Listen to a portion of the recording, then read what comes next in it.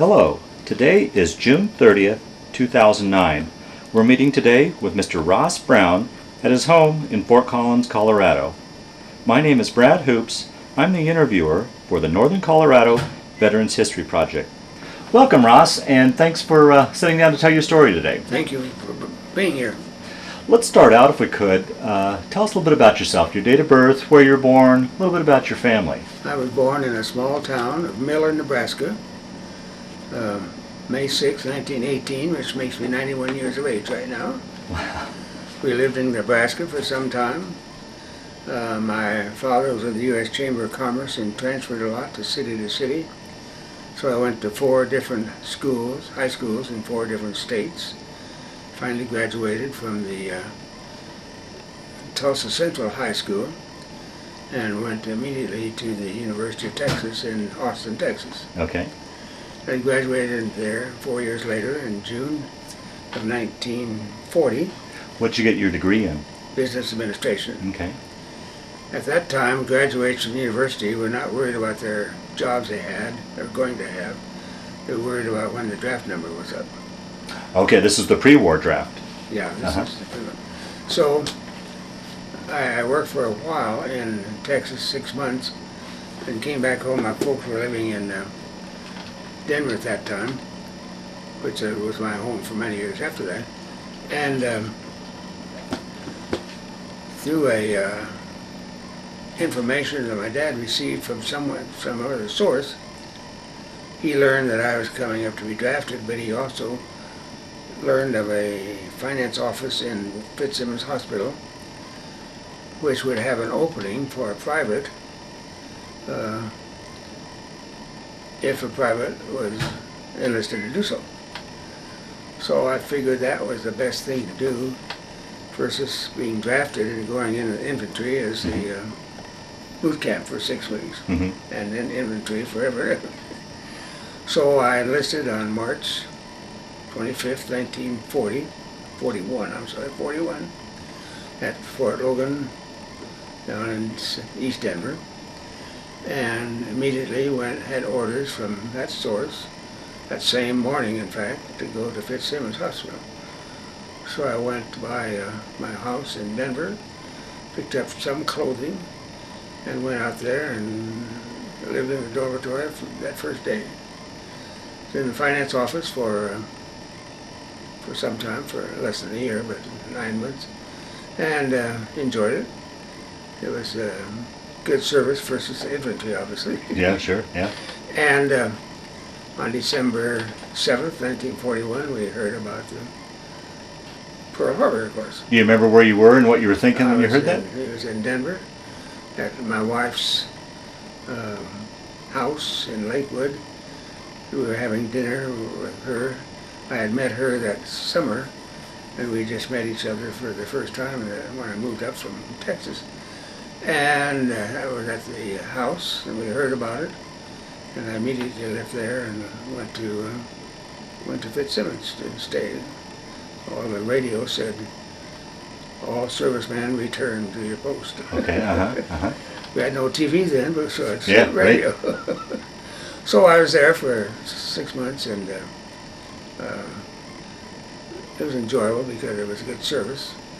Fitzsimmons Hospital was just being built, and we were there when they dedicated the first building that's been there for many, many years. Yeah. And now it has been destroyed. There's other buildings out there.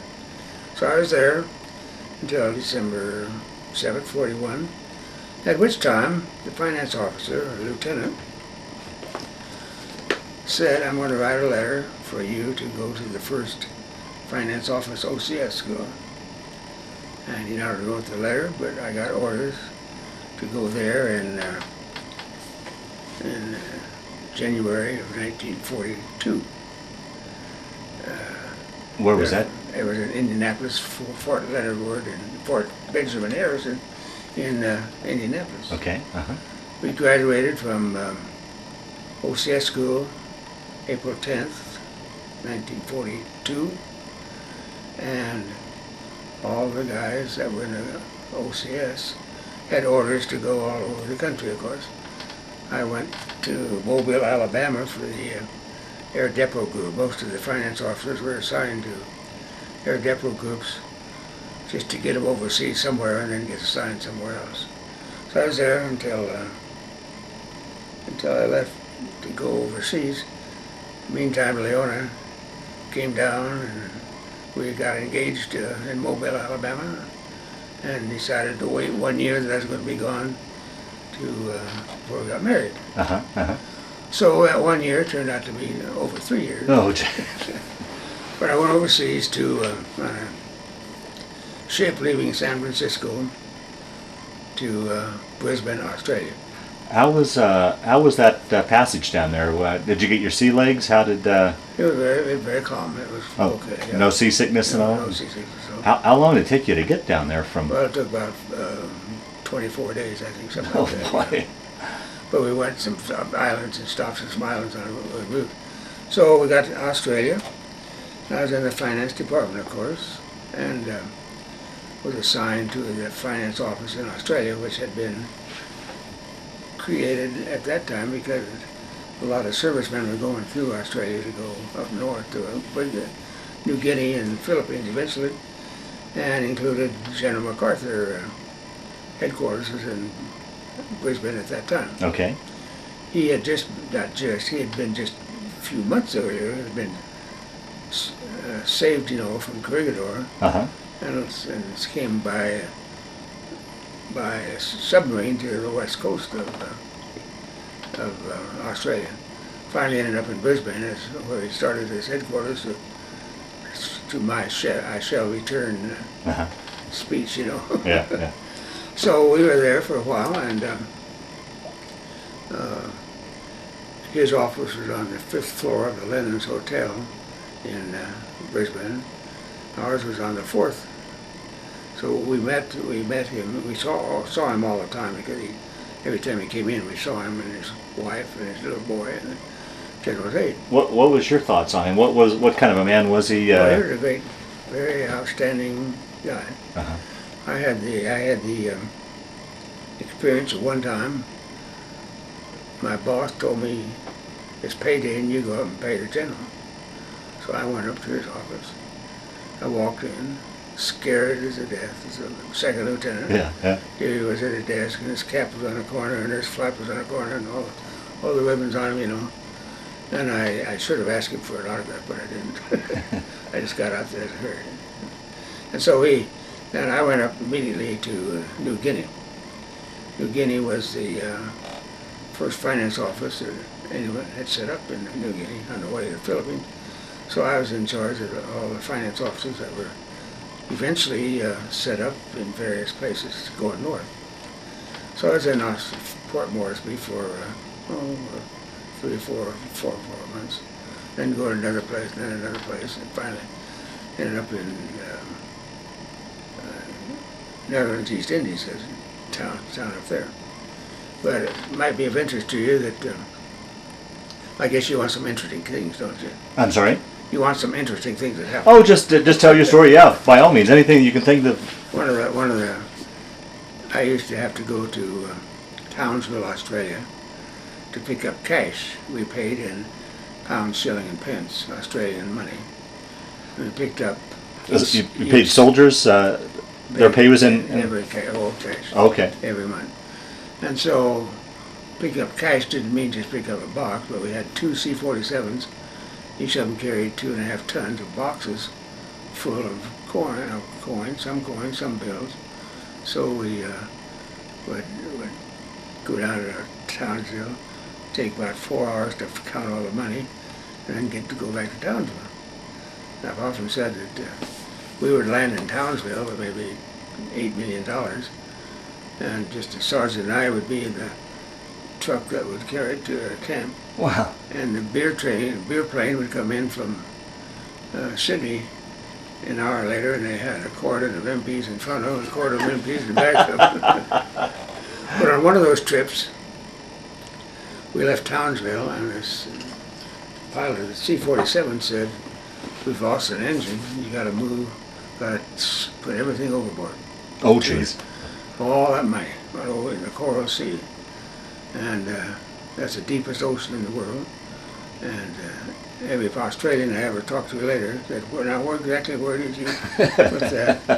But that's what happened on one occasion. Oh boy! And you landed safely with no problems? Landed safely, okay, yeah. Uh-huh. But since that time, when we got married as soon as we got returned, this is going many years, but since that time, a finance officer, a dispersing officer, had an account with the Treasury Office, U.S. Treasury, and every time it's paid, payroll was paid, payment made, I got clear to that amount. So after we first got married, which was right after the war, we used to get bills from the U.S. Treasury. You now owe us $6,804,000, So she said, "What am I getting into?" Yeah. So we went from West Indies to a small island, Mandora, which was a place to land for a while. MacAuthur was there. Then we went to Leyte. Leyte was where the biggest naval battle of the Pacific was. In fact, the Japanese Navy lost on that battle. So we went to Leyte, and Leyte was where Douglas MacArthur came in, and they swept the sand and the beach, and so he could walk in the water to get up there in time. And he did that, and our little flatboat ship was about 3 hours behind his, so we went at the same time. He went to a town close to the beach in Leyte, and we went to a town called Tacloban, Browen, B-E-U, and set up the finance office. I was assigned to the headquarters 5th Air Force. Headquarters 5th Air Force was the 5th Air Force that was the Air Force that was in charge of all the campaigns in the air in the South Pacific. Now, were you assigned the whole time there with the 5th? I was the 5th Air Force. Okay. And I wore the 5th Air Force patch and everything. I was just in the Army. So an interesting thing there happened. On December 7th, 1944, as an anniversary of December 7th, 1941, we came out from mess hall that one night and looked up at airplanes flying over us, and a wag, of course, said they're the Marines, and it turned out to be they were the suicidal pilots of 200 planes and paratroopers that was the only time in World War II the Japanese ever used parachutes. Wow. Huh. Their goal was, we were about a mile from an airstrip which had about 200 planes on it, and that strip was always used for missions to go farther over the Philippines and bomb them, and fight them. So this one time we saw flying over, and then we saw parachutes landing. 300 people of them. 200 of them landed on the airport fine, and they destroyed 200 planes just immediately. Wow. They were all killed eventually. Yeah. But 100 of them landed right on our headquarters, Air Force. And we were told to get to our tents and get under our bunks and stay on the ground all night. So we did. And all those didn't have any intention of doing harm to us. They just wanted to go as fast as they could down the hill to the airstrip. So fortunately, they didn't try to do that. So that was an interesting experience. Oh, sure. Leyte. Yeah. So Leyte, of course, was the very first step of major invasion of Philippines to take Manila back. And eventually, they did take Manila back and take the Philippines back, and we were all transferred to the Clark Field, which at that time, not only that time, before the war, before the Pearl Harbor, was one of the biggest airports that Air Force had any place. And they were taken over by the Japanese, of course, and that was when the Corregidor started and Bataan March and all that happened. So that all cleared up. Then, so there we were. We all got to Philippines in Clark Field for about 3 months. And my father got sick in the United States, in Denver. So I got a leave to come home. So I told Leona I was coming home, and she planned a wedding in 10 days after I got there. And I got there eventually, had the wedding, and then I stayed in the Army just long enough because I had orders to go to the finance office in Sioux Falls, South Dakota, to close it. So I did that, and I came back. That was in '45. We were married July 31st, '45, and so we've been married 64 years. Wow. So we came back home, and I got out of the Army. I went to Fort Logan and got out of the Army in March of 1946. So that was an Army experience. I stayed in the National Guard, Colorado National Guard, however, for another 20 years, and was retired from the Army, and I remember this May 6th of 1978, which is my birthday. It's the same day. So we retired, and then I had to work in Denver. That's where it was.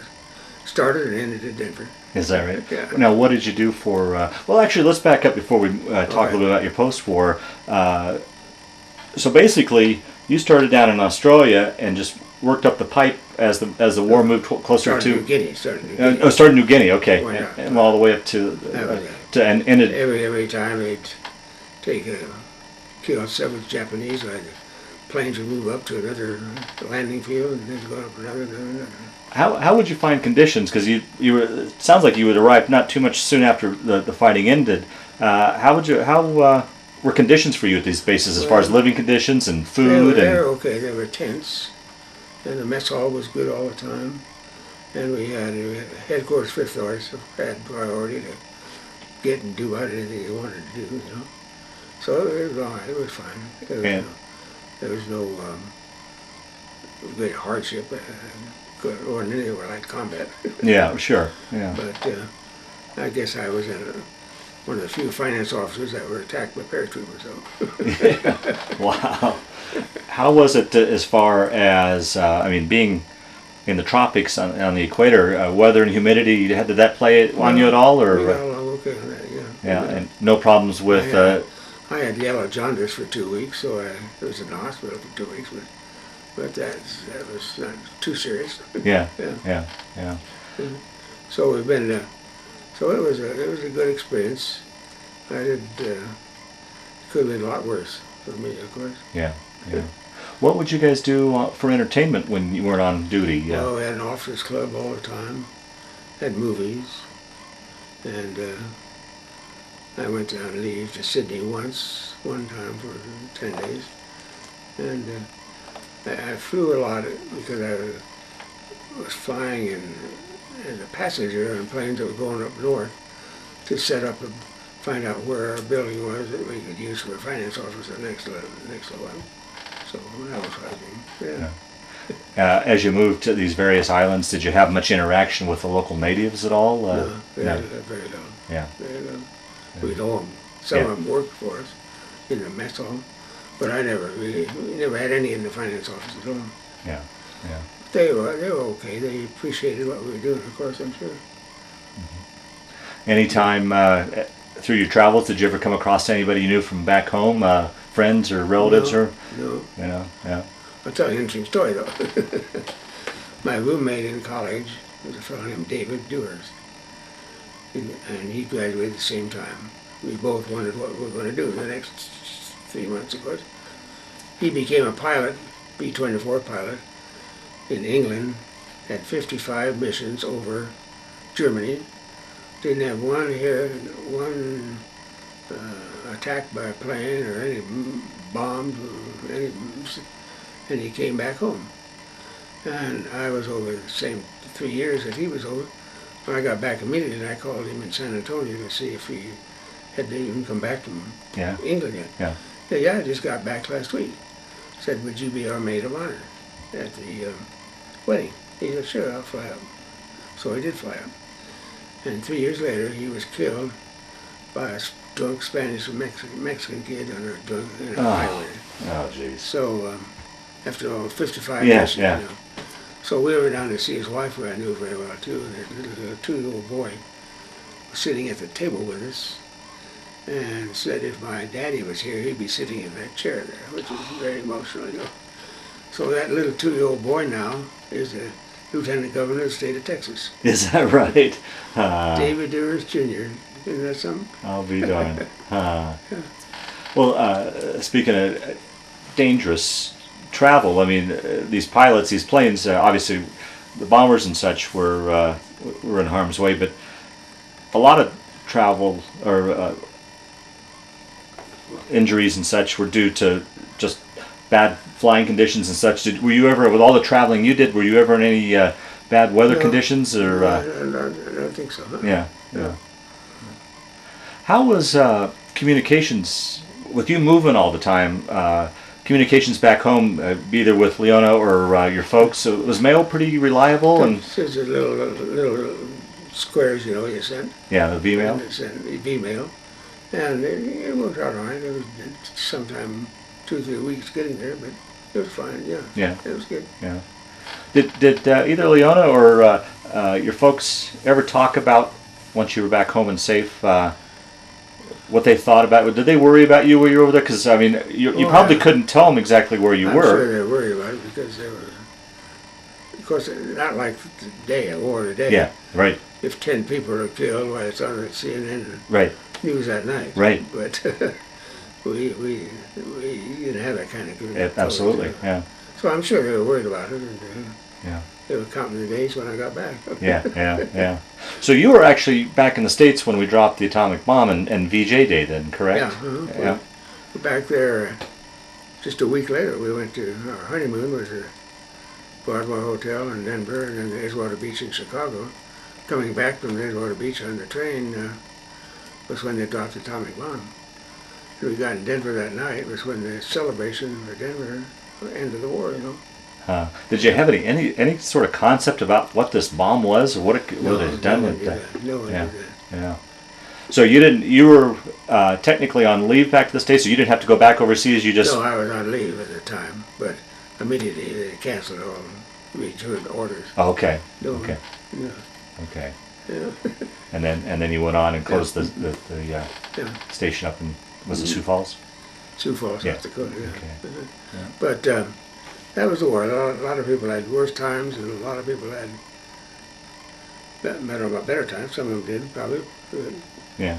But Have you? I enjoyed it enough to at least stay in it to retire in '78. So since retirement, it's been a great benefit so far as income, and the medical coverage is fantastic. It's by far the best supplemental insurance anyone could have, and the Medicare. So you did another 20 years on top of your service in the reserves, or 20 years combined? 20 years combined. Yeah. Combined. Okay. 22 years, yeah, combined. Okay. I was in the National Guard, Colorado National Guard. And what did you go on to do as a career after you guys? Well, my first job was a VA in the finance area of the VA in Denver. And then I went to, you see a picture of Ike, and you see a picture of that fellow there. Uh-huh. That is the Governor Dan Thorton of Colorado in 51 to 55. And I became his executive assistant for 4 years. Is that right? In the state capitol, yeah. So as a result of that, he knew Ike very well, and I became acquainted with Ike very well. Really, huh? Uh-huh. And then when I went back to his first inauguration in 1952, Wow. so we were with him several times in Denver, because his summer White House was at Lowry Field for 2 months at a time, and that's where he was when he had his heart attack, at Cherry Hills Country Club. But we were fortunate. I was fortunate to be in the White House where I met him several times, and so it was interesting too. Oh, wow, fascinating. So I was in the governor's office 4 years with him, and 3 years with previous governors as a clerk in the previous one, but Dan was an executive assistant. And, he and another man were the only two in the office at that time.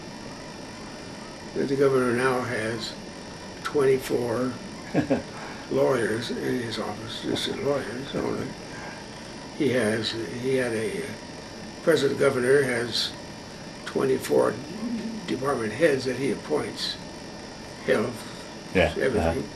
And all of our heads of departments were in the civil service. We didn't have one appointment. So it was an interesting assignment. It really was very good. He was an outstanding guy and a very colorful guy, and got along very well. Then after